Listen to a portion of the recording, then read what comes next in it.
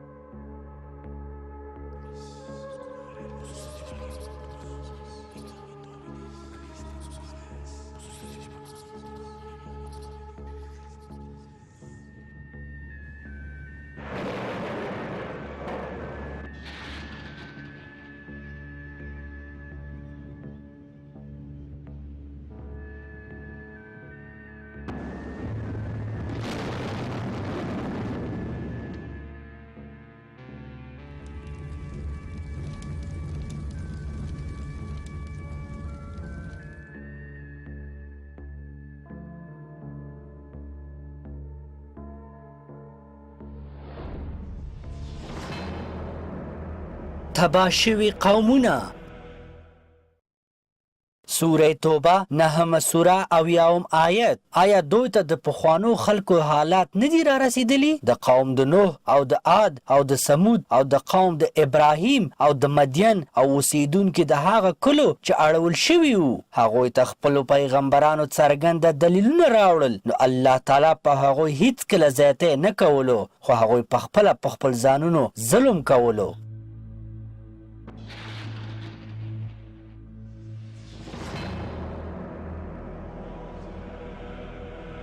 پخوانی نسلونه.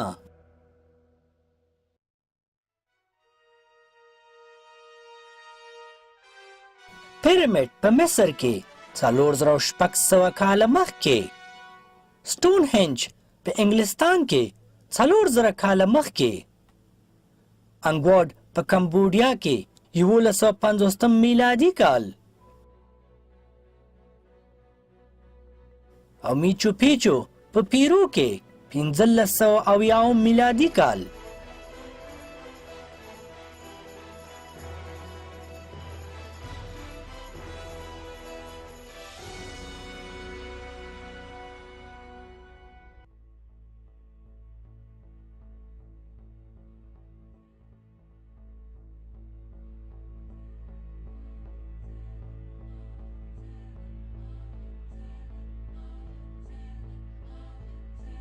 دا شیان چې تاسې اوس ګورئ د پخواني قومونو نه پاتې دي، ولې خپله هغه قومونه د منځ نه تللي دي.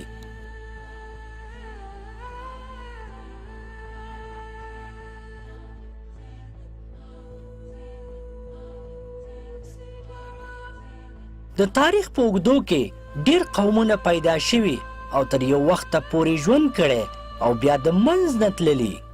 د هغو پوهه او لیاقت په ډېره لوړه کچه وو چې کله ناکله موږ او تاسې اوس حیرانوي. د هغوی د علم سطحه په ریاضي، ستورو پیژندو، روغتیا او ودانیو چارو کې ډېر پرمختللی وو، ولې د دې سره سره د منځ نه لاړل او اوس وجود نه لري. سره له ټولې پوهې، علم او د ژوند اسانتیاوې چې هغوی درلودلې اوس وجود نه لري او د منځ نه تللي دي. ماڼېګانې تباه شوي او تشې ولاړې دي. د ټول قدرت او شتمنۍ سره چې هغوی درلودله د ځمکې د مخ نه ورک شول. اوس موږ پوهیږو چې هغوی د مختلفو تباهیو او عذابونو په وسیله د منځ نه تللي دي. په دې فلم کې به موږ او تاسې د هغوی د تباهي په وجه او څرنګوالي پوه شو.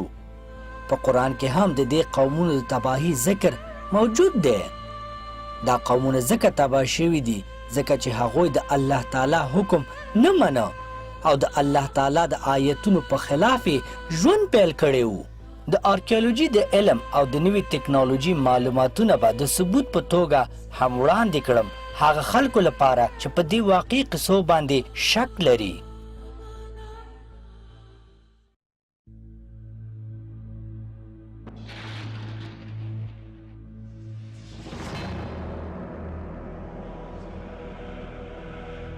د لوط علیه السلام خلک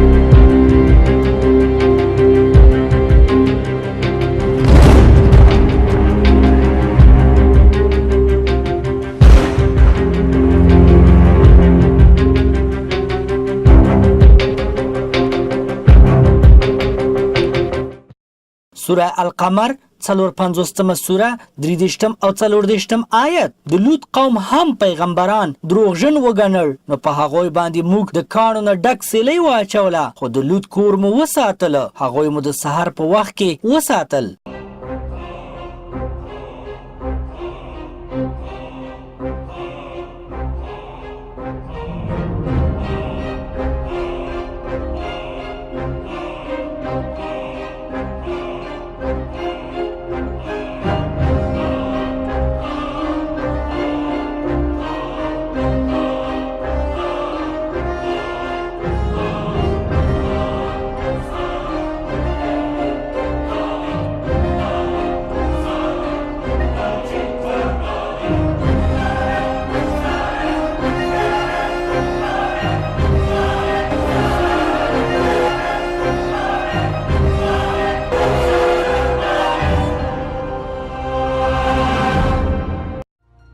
د اناتولي منطقه د موسوپتینیا ساحه د عربستان سیمه او د افریقا وچه د نړۍ په تاریخ کې د ډیرو قومونو د زیږیدو شاهده ده. الله تعالی د تاریخ په اوږدو کې دې قومونو ته پیغمبران لیږلي دي او دې پیغمبرانو دا قومونه د الله تعالی وحدانیت ته رابللي وو.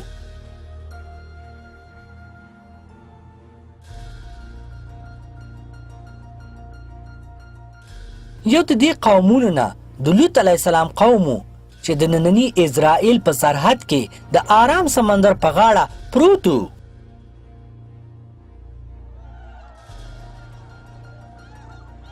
د قرآن له قوله لوط علیه السلام هغه قوم ته لیږل شوی و چې په هغې کې هم جنس بازي رواج وه.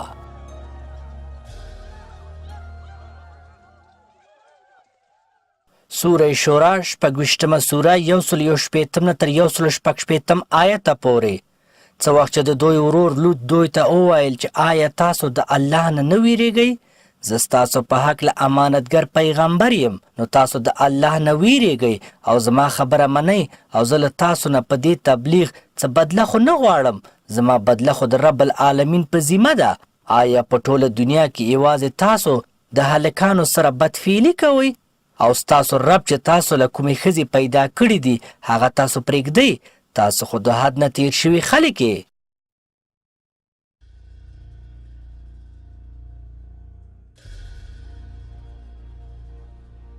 کله چې لوط علیه السلام هغوی ته بلنه ورکړله او ورته ویل چې دا غلط عمل پرېږدئ او د الله تعالی حکم هم ورته واورولو نو هغو لوط علیه السلام رد کړو او د هغه پیغام هم ونه منلو او خپل دغه غلط عمل ته دوام ورکړه.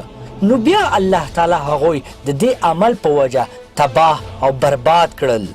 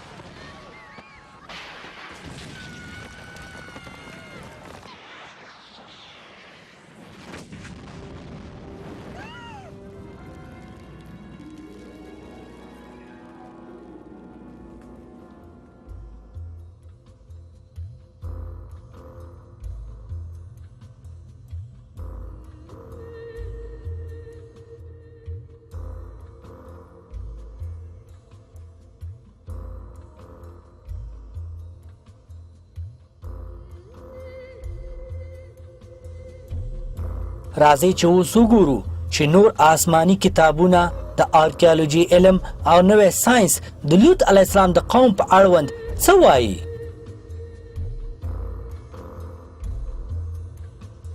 د لوط علیه السلام د قوم قصه په نورو آسماني کتابونو کې هم موجوده ده. هغه ښار چې دا قوم پکې اوسېده د سوډم په نامه یادېده.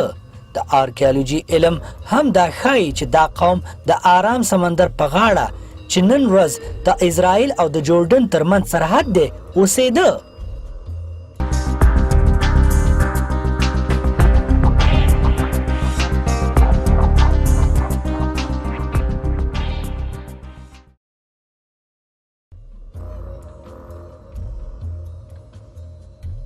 هغه آرکیالوجستانو چې په دې سیمه کې کار کولو د یوې لویې تباهي ثبوتونه یې وموندل.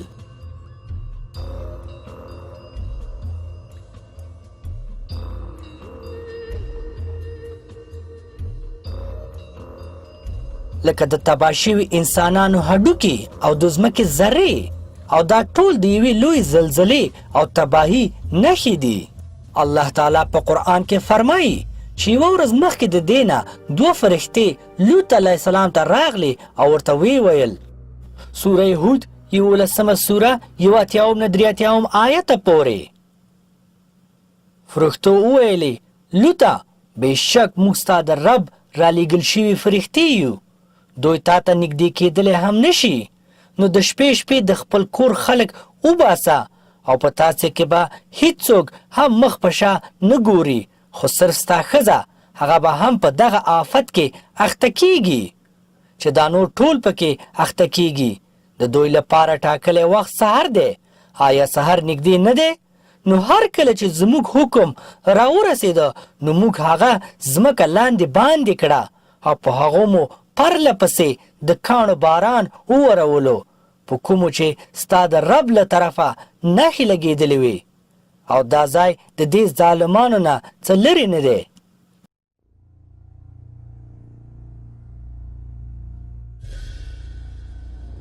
د لاندې باندې کېدو کلمه شاید د یوې لویې زلزلې معنا ورکوي چې ټول ښار یې په بل مخ واړوه.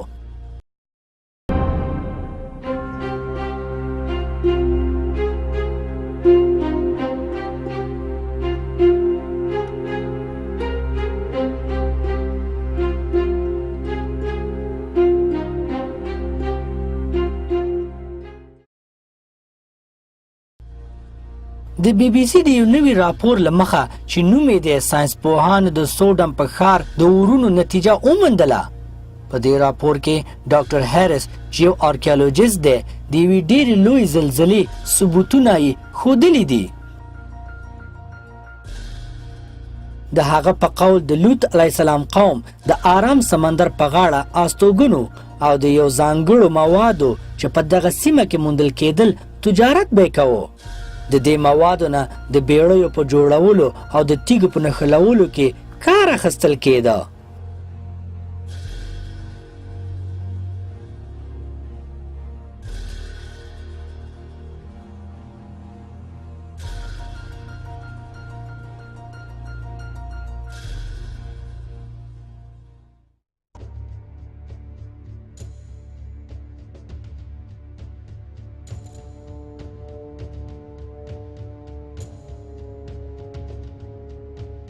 د اور بقایاوې او د مالګې شتون د ځمکې پورتني برخه کې د اور شیندونکي یا آتش فشان او د یوې قوي زلزلې ثبوتونه دي.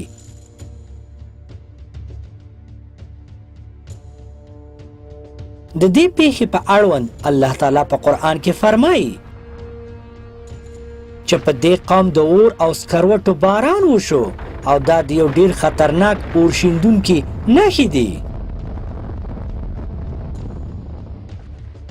او الله تعالی ویلی دی چې کله زموږ حکم هلته ورسېده نو ښار مو سرچپه کړو، یعنی ښار مو تباه کړو.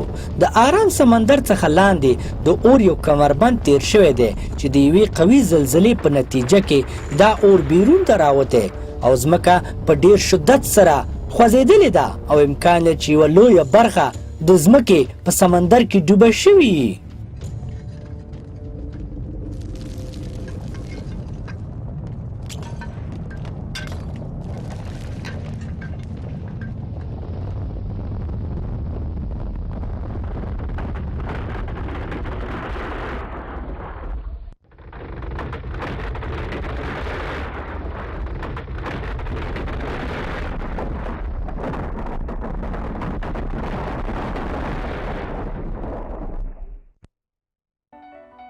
په انګلستان کې د کیمبرج د پوهنتون یو شمېر استادانو د یوې تجربې سره دا پیښه په ثبوت ورسوله.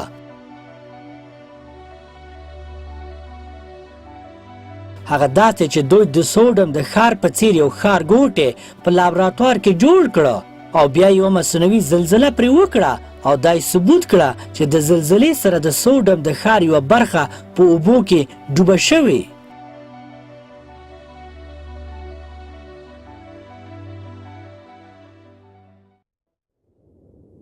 د آرکیالوجستانو او لابراتوارونو لاسته راوړنې دا په ثبوت رسوي چې د لوط علیه السلام قوم چې په قرآن کې هم ذکر موجود دی رښتیا د آرام سمندر په غاړه اوسېدل.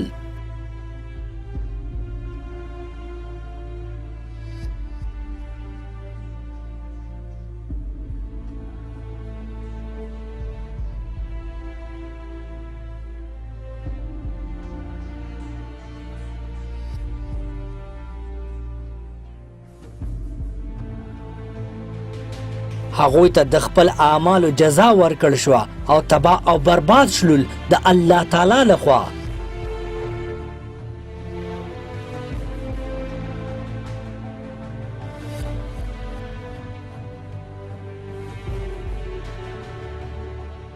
او د دې تباهي ثبوتونه نن هم موجود دي او په هماغه ډول موجود دي لکه څنګه چې الله تعالی په قرآن کې فرمایلی دي. پس دا یو ځل بیا ثبوت شوه چې قرآن د الله تعالی کلام دی.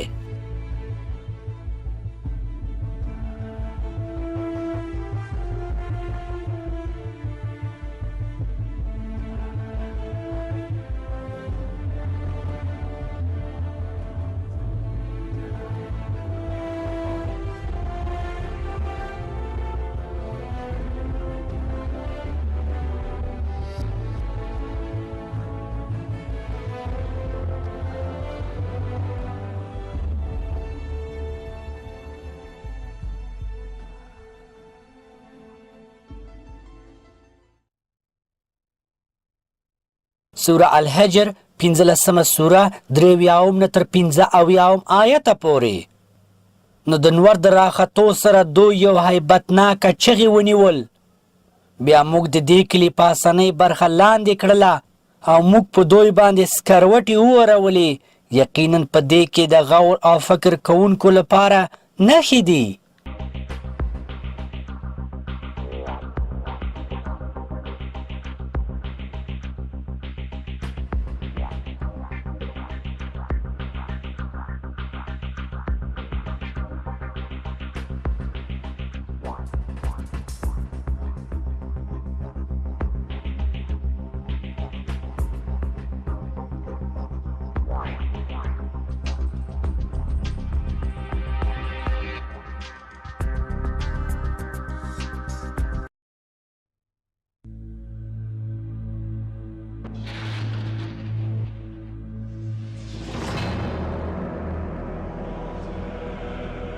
د پومپی خاتمه.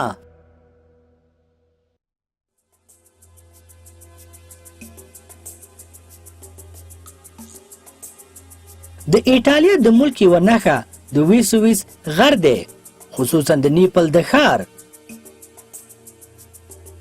دا اورشیندونکی غر د بدبختۍ د غر په نامه هم مشهور دی. دا ځکه چې هغه کلی چې د دې غره په لمنه کې آباد و د یوې لویې تباهۍ په وجه د منځ نه تللی دی او اوسېدونکي د الله تعالی په قهر باندې اخته شوي وو، ځکه چې هغوی د الله تعالی د حکم په خلاف ژوند کوه او دا ښار د پومپی په نامه یادېده.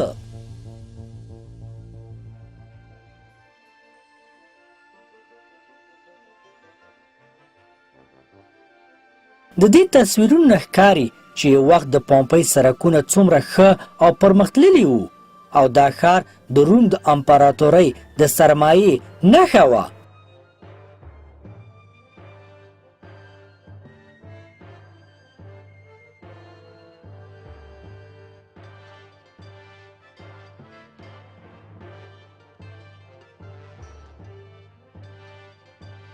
او خلک یې هم ډېر شتمن وو، ولې د دې په ځای چې د الله تعالی څخه شکر ادا کړي ناروا عملونه یې کول. او دا ښار د اخلاقي فسادونو او ناکاره اعمالو مرکز وګرځېده.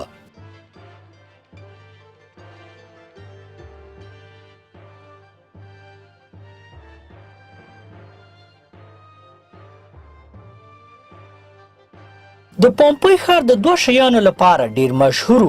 اول د هغه سټیډیوم لپاره چې د شتمن لیدونکو لپاره به جنگي مقابلې پکې کېدلې او د دې جنگي مقابلو قانون دا و چې جګړه وکړه تر مرګه، یعنی یو د دې جګړه مارانو نه باید مړ شي.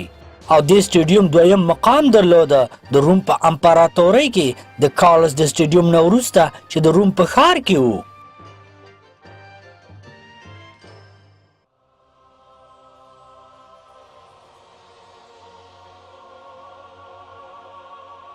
دا سټیډیوم شاهد دی د زرونو خلکو د قتل او د عیسی علیه السلام د امتیانو د وژنې په هغه وخت کې.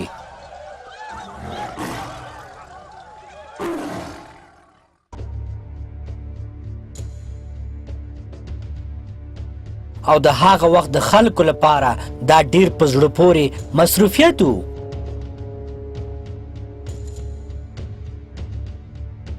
او دویم شي لپاره چې دا ښار مشهور و هغه د غلامۍ یو ډیر بد او ظالم سیستم و.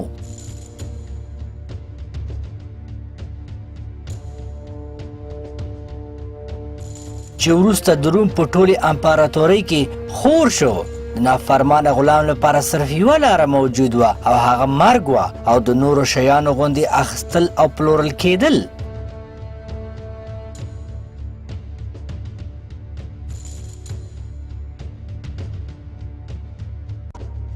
او د ټول نه لوی ظلم خو دا و چې غلامان د خپل جسم په پلورلو مجبوره کېدل.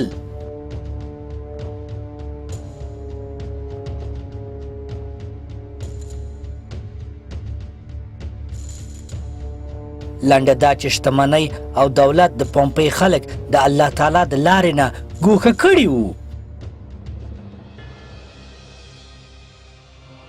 او په دې نه و خبر چې د هغوی د دې عملونو په وجه په هغوی باندې څه آفت را روان دی.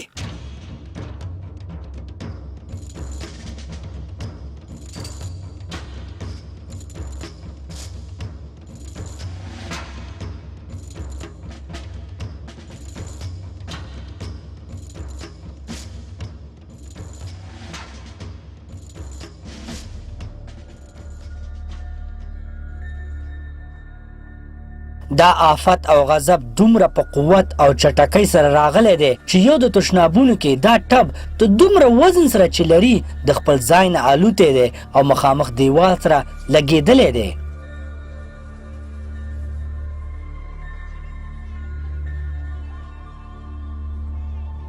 دې اور د پومپی ښار د ځمکې د سر نه ورک کړه.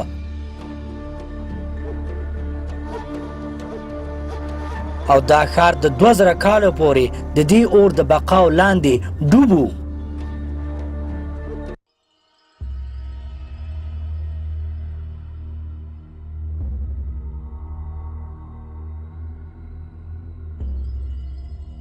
د 20مې پیړۍ په پیل کې آرکیالوجستانو د یو ښار په لټونه پیل وکړ.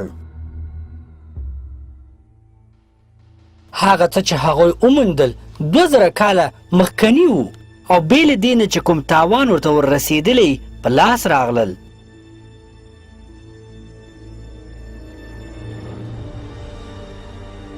دا عذاب او قهر په دومره چټکۍ سره راغلی و چې هر څه په خپل ځای باندې تیږه شوي وو.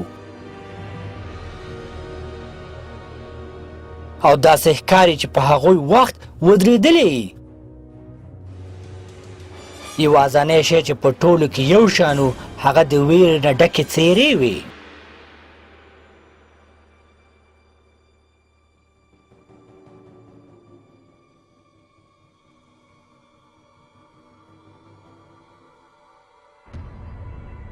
د ځینو غاښونه همداسې سم پاتې دي.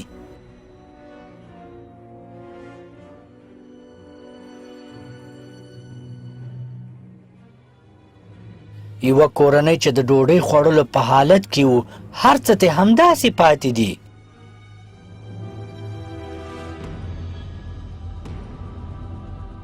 دا حیران کوونکې صحنې دي چې قهر او عذاب پکې ښکاري.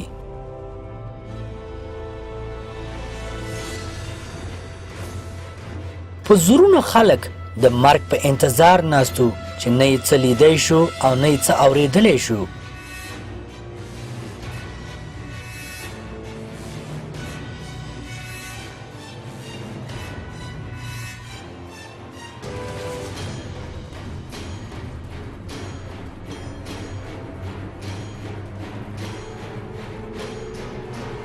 د دې په اړوند الله تعالی په قرآن کې فرمایي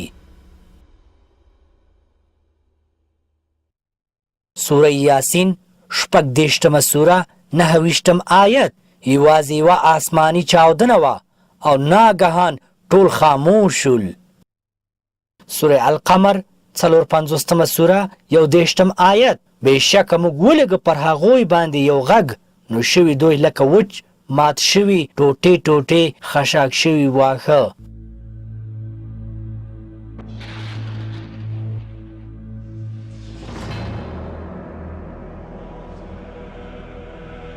د عاد قوم سوره الحاقه 9 سوره 6 آیته پورې پاتې شو عاد نو هغوی مو په یو داسې تیز باد هلاک کړل چې ډېر توند و. الله تعالی په دوی باندې دغه تیز باد 7 شپې او 8 ورځې پرله پسې والوزولو. نو ته پکې هغه خلک داسې راغورځېدلي وینې لکه د غورځېدلو خرما د تنو په شان. بیا آیا ته به دوی کې څوک باقي ویني؟ د عربستان د سیمې تاریخ د ډېر پخوانه پیل شوی دی او د ډېرو نابغهګانو نومونه اوس هم پکې ژوندي دي. یو نابغه د عاد د قوم د استوګنې د ځای په اړوند داسې وایي دا ښار په صحرا کې آباد شوی و او ډېر شتمن ښار هم و او د دې ځای خلک د دې شتمنۍ څخه پوره برخمن و.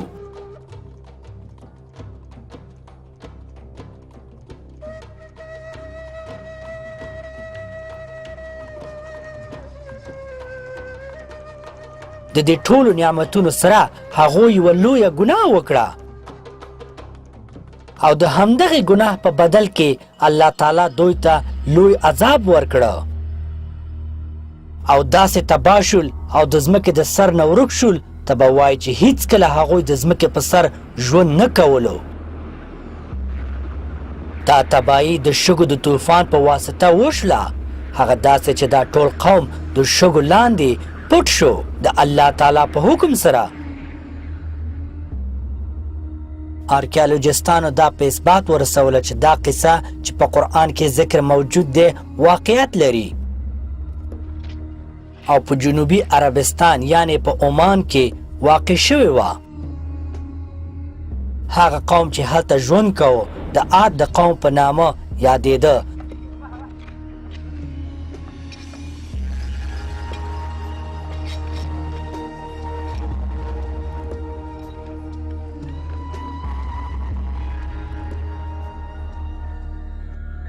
یو آرکیالوجیست د نیکلس کلب په نامه دا ورک شوی ښار ومونده. هغه وخت چې کلب د جنوبي عربستان په هکله یو فلم جوړاوه یو کتاب یې ومونده چې نوم یې عربیا فیلکس و. د دې کتاب لیکوال یو برطانوي پوهان و چې پیټروس توماس نومېده.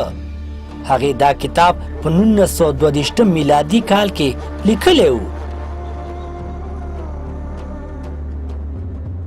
عربیا فیلکس هغه نوم و چې د رومیانو لخوا جنوبي عربستان ته ورکړ شوی و او د دې معنا ده نیکمرغه عربان.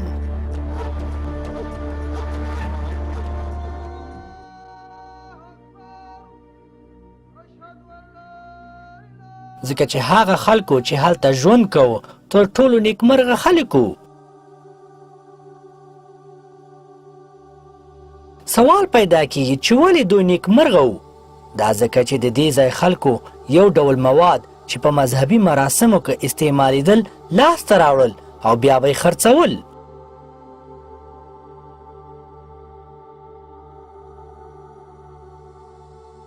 چې په هغه وخت کې د طلا په نرخ پلورل کېدل. دا مواد د فینکنسس په نامه یادېده.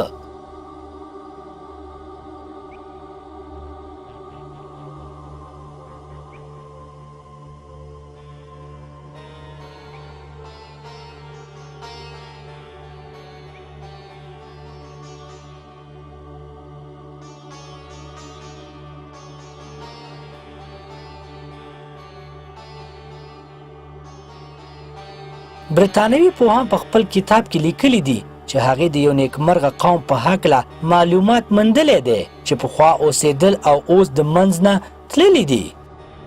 دې قوم د اوبار په نامه یو ښار کې ژوند کوو.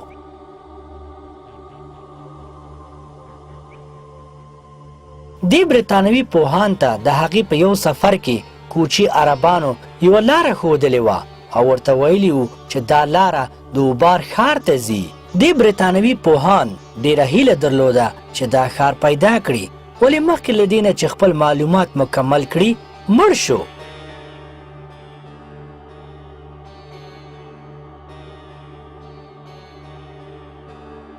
کله چې کلب دا کتاب ولوسته نو د دې ښار په لټونه یې پیل وکړ او بې له دې نه چې وخت ضایع کړي د معلوماتو په راغونډولو یې شروع وکړله.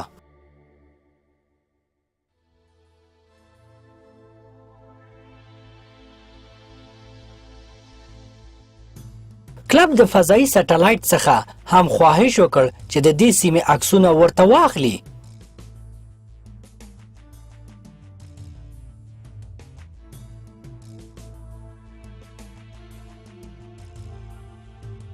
په دې عکسونو کې چې د خلا نه اخیستل شوي وو څو لارې ښکاره کېدلې، ولې دا لارې په ځمکه باندې نه ښکاره کېدې.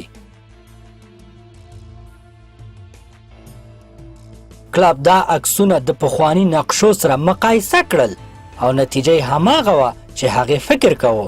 هغه لارې چې په پخواني نقشو کې وې هغه په عکسونو کې هم موجود وې او کومې خواته چې دا لارې تللې داسې ښکاره کېده چې هلته کوم څه موجود دي.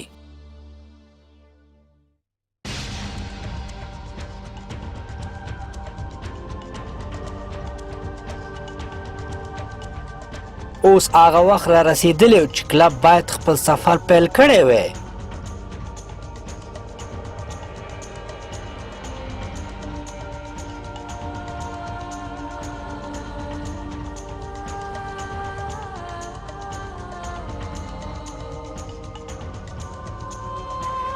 لاره ډیره اوږده وه خو ډیره په زړه پورې هم وه.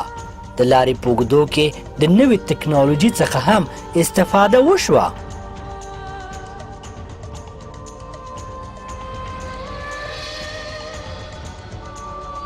ولې داسې ځایان هم وو چې هلته د تکنالوژي څخه استفاده نه کېدله.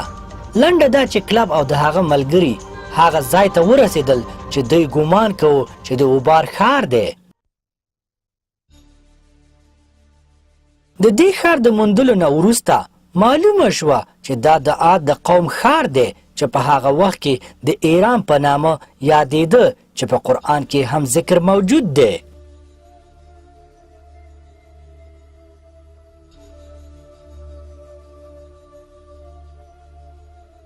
کلب د تحقیقاتو په وخت کې د قرآن پاک نه هم ګټه واخیستله.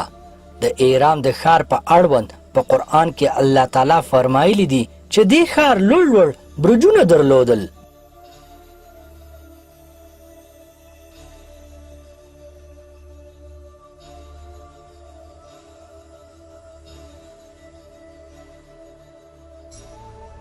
د دې برجونو تعداونه د تحقیقاتو او پاکولو په وخت کې ښکاره شول. د نوې ګرافیک تکنالوژي په ذریعه دا برجونه بیرته ورغول شول. یو څېړندوی ډاکټر زارډنس د ساینس پوهانو د ډلې د معلوماتونو د راغونډولو په وخت کې وویلې د دې ښار لاسته راوړنه د ټولو نورو آرکیالوژیکي لاسته راوړلو نه توپیر لري، ځکه چې د دې ښار برجونه ډېر جګ جګ او خاص دي او اوسېدونکي د عاد قوم وو.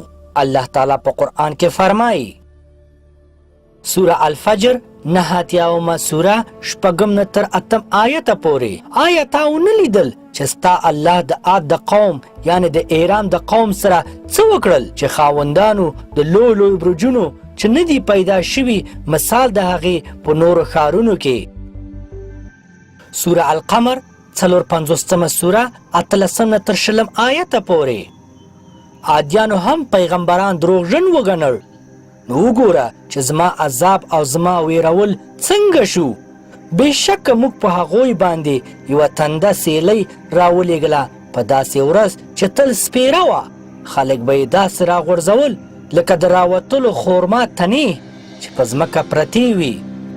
د عاد قوم د خپل پیغمبرانو ملاتړ نه کوو او په خپل عیش او مزو کې بوخت وو.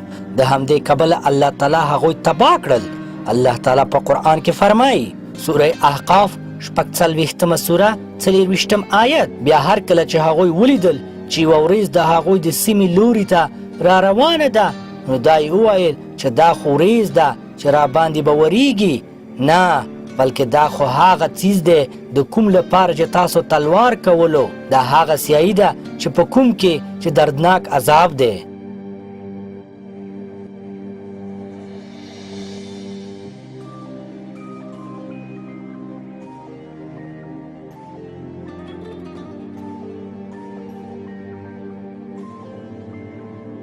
په پورتنی آیت کې الله تعالی فرمایي کله چې د عاد قوم هغه ورځې چې هغوی ته یې عذاب راوړه ولیدلې، نو غلط شول او فکر یې وکړ چې دا ورځې د باران دي او په موږ به باران وروي، او دا د هغوی د تباهي نښې وي، او دا د شګو طوفانو چې د لرې څخه هغوی ته د وریځو په شان کاره کېدلې. او یا کېدی شي چې الله تعالی همدغه غوښتل چې هغوی پوه نه شي، او دا ښار ټول د شګو لاندې شو او هیڅ ډول نښې نښانې پاتې نه شوې. الله تعالی په قرآن کې فرمایي چې دې طوفان په هغو 7 شپې او 8 ورځې دوام وکړه، یعنی په ټنونو شګې په دې ښار وورېدلې او ټول خلک ژوندي د شګو لاندې ښخ شول. د قوم عاد د موقعیت په اړوند الله تعالی په قرآن کې د احقاف لفظ استعمال کړی دی. الله تعالی په قرآن کې فرمایي سوره احقاف 46 سوره 21 آیت: او ای نبی ته دوی ته د عادیانو د ورور هود ذکر وکړه چې هغې خپل قوم چې په شګلړو سیمه کې اوسېدل د عذاب نه وویرول، او د هغې نه وړاندې وروسته نور هم ډېر ویرونکي تیر شوي دي. وویل چې تاسو بې د الله نه د بل هیڅ چا عبادت مه کوئ. ما سره ویره ده چې په تاسو به د یوې لویې سختې ورځې عذاب راشي. په عربي ژبه کې احقاف د شګو تپې ته ویل کیږي، او دا خپله یوه اشاره ده چې د عاد قوم د شګو لاندې شوی دی.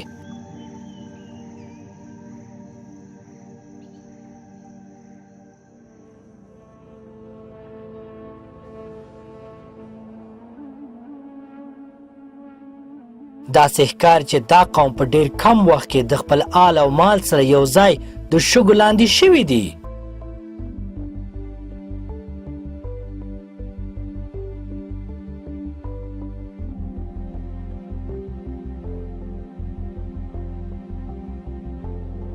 د دې پیښې نه وروسته دښته پراخه شوه او د دې قوم هیڅ ډول نښې پاتې نه شوې.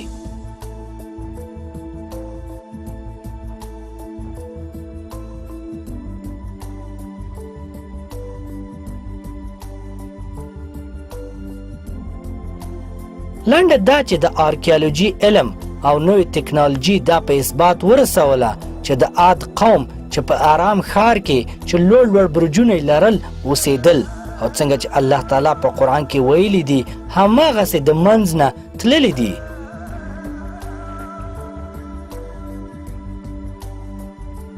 الله تعالی وایي چې د عاد قوم د دنیا په محبت او غرور کې د رښتینۍ لارې نه اوښتي وو.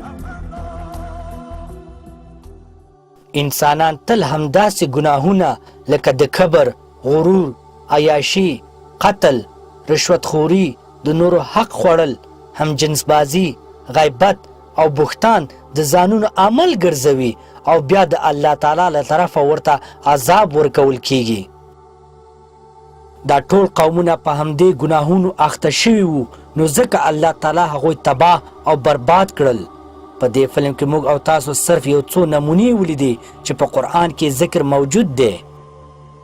الله تعالی موږ او تاسو ته وایي چې د دې قومونو په حالت فکر وکړئ او عبرت ترې واخلئ او خپل ځانونه د کبیره ګناهونو نه وژغورئ.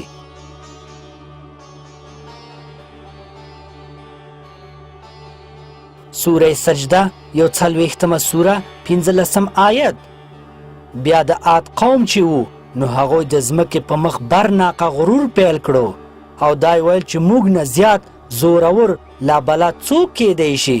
ته ګوره کنه چې هغوی دې ته ونه کتل چې کوم الله چې دوی پیدا کړي دي هغه د دوی نه زیات زورور دی او لګیاو زموږ د آیتونو نه انکار کولو. موږ دا باید هیر نکړو چې الله تعالی هر څوک هر چیرې چې وي یو کسی او که پوره قومي په آسانۍ تباه کولی شي. ټول نعمتونه او ښېګڼې د الله تعالی په لاس کې دي او دا زموږ د انسانانو دنده ده چې تل د الله تعالی شکر ادا کړو تر څو هغه موږ باندې خپل رحم وکړي. الله تعالی په قرآن کې فرمایي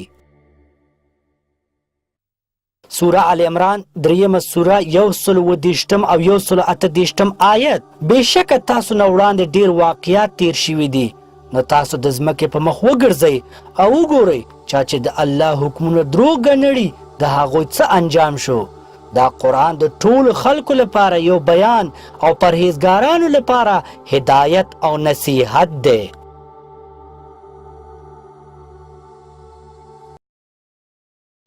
موږ او تاسو ولیده چې دا قومونه د کومو اعمالو په نتیجه کې د منځ نه تللي دي. پس موږ باید کوښښ وکړو چې ځان د دې کبیره ګناهونو څخه وساتو او که نه الله تعالی هر وخت چې وغواړي موږ تباه او برباد کولی شي. زموږ دا پروګرام همدلته پای ته رسیږي. زه به بیا د یو بل په زړه پورې پروګرام سره ستاسو مخې ته حاضر شم انشاءالله. ولې په یاد ولرئ والعصر ان الانسان لفی خسر الا الذين آمنوا وعملوا الصالحات وتواصوا بالحق وتواصوا بالصبر. السلام علیکم ورحمة الله وبرکاته.